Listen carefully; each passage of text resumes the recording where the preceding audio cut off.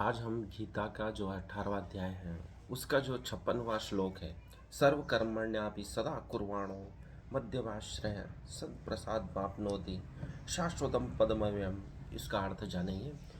इसमें सर्व का अर्थ है समस्त, कर्मण्य का अर्थ है कार्यकलाप को, अपि का अर्थ है यद्यपि, सदा अर्थात सदैव, कुर्वाण अर्थात करते हुए, सत अर्थात मेरे संरक्षण में, व्यपशास्त्रतः सत्प्रसादात मेरी कृपा से, आपनोति प्राप्त करता है, सत व्याप्राशत्रह मेरे संरक्षण में, शाश्वतम अर्थात नित्य, पदम अर्थात धाम को, अव्ययम अर्थात अविनाशी। मेरा शुद्ध भक्त मेरे संरक्षण में समस्त प्रकार के कार्यों में संलग्न रहकर भी मेरी ही कृपा से नित्य तथा अविनाशी धाम को प्राप्त करता है। विभिन्न कार्य करते हुए भी मनुष्य उस परम पद को प्राप्त करता है, अर्थात वह मनुष्य जो कार्य करता है परमात्मा के निमित्त होकर करता है। हर क्षण परमात्मा को याद करते हुए ही कार्य करता है। उसे लगता है कि परमात्मा देख रहा है, उसके संरक्षण में यही कार्य किया जा रहा है। तो गीता में कृष्ण कहते हैं कि वह मेरे धाम को प्राप्त करता है, क्योंकि सदा वो मुझको ही ध्याता है, मुझे याद करता है। मत व्यप्राशत्र शब्द का अर्थ है परमेश्वर के संरक्षण में।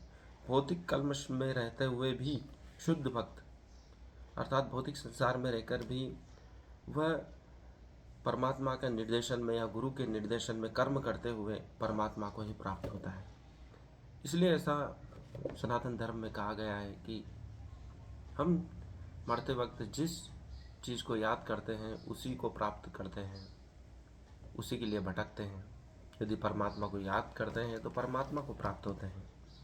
इसलिए हमेशा परमात्मा की याद बनी रहे, इसलिए निरंतर जीवित रहते ही जीवन भर परमात्मा को याद करना चाहिए। ऐसा लगना चाहिए कि परमात्मा हमें देख रहा है और जो भी कार्य कर रहे हैं हम परमात्मा के निमित्त कर रहे हैं। इसी को कृष्ण ने यज्ञ कहा है, योग कर्मसु कौशलम कहा है। यही कौशल है कर्म का कि हम परमात्मा को याद करते हुए कर्म करें, उनके निमित्त कर्म करें। 57वां श्लोक है, चेत सा सर्व कर्माणि मयि संशय मत पर बुद्धि योग मुप्राशितः मच्चितः संततः भव। चेतसा अर्थात बुद्धि से, सर्व कर्माणि अर्थात समस्त प्रकार के कार्य, मय्य न मुझ में, संशय त्याग कर, मत पर अर्थात मेरे संरक्षण में, बुद्धि योगम अर्थात भक्ति के कार्यों की, उपासित अर्थात संरक्षण लेकर, सच्चित्त अर्थात मेरी चेतना में, सततम अर्थात 24 घंटे भव हो, सारे कार्यों के लिए मुझ पर निर्भर रहो, मेरे संरक्षण में सदा कर्म करो। ऐसी भक्ति में मेरे प्रति पूर्णतया सचेत रहो, सारे कार्यों में मुझ पर निर्भर रहो। जो भी कार्य कर रहे हैं उसमें परमात्मा पे निर्भर हो जाओ तो आपकी सारी चिंता चली जाएगी। आप सोचते हैं कि मैं ही कार्य कर रहा हूँ, इसलिए चिंता उत्पन्न होती है।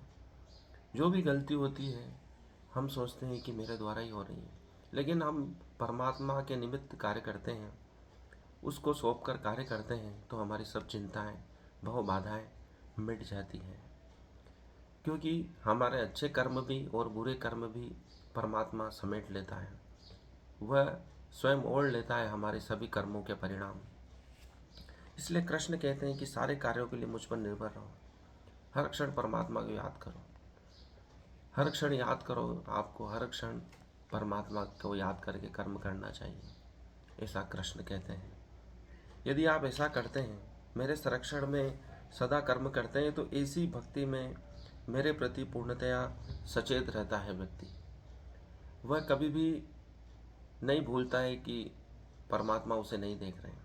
यदि वह परमात्मा की संरक्षण में आ जाता है तो वह सोचता है कि परमात्मा मुझे देख रहा है, तो ऐसे क्षण में वह कभी भी गलत कार्य नहीं कर पाएगा, क्योंकि उसे मालूम है परमात्मा हर क्षण उस पर दृष्टि जमाए हुए हैं, दृष्टि गड़ाए हुए हैं। तो फिर कोई किसी को देखता है तो कैसे गलत कार्य कर सकता है। आपके घर में मेहमान आते हैं और वह आपको देखते हैं, उससे पहले ही आपका व्यवहार परिवर्तित हो जाता है। आप सुंदरतम व्यवहार करने का प्रयास करते हैं ताकि हमारी कोई भी गलती मेहमानों को आहत न करे। हमारे बुरे गुण हैं, हमारे जो बुरे गुण अवगुण हैं, वे सभी हम छुपाए रहते हैं।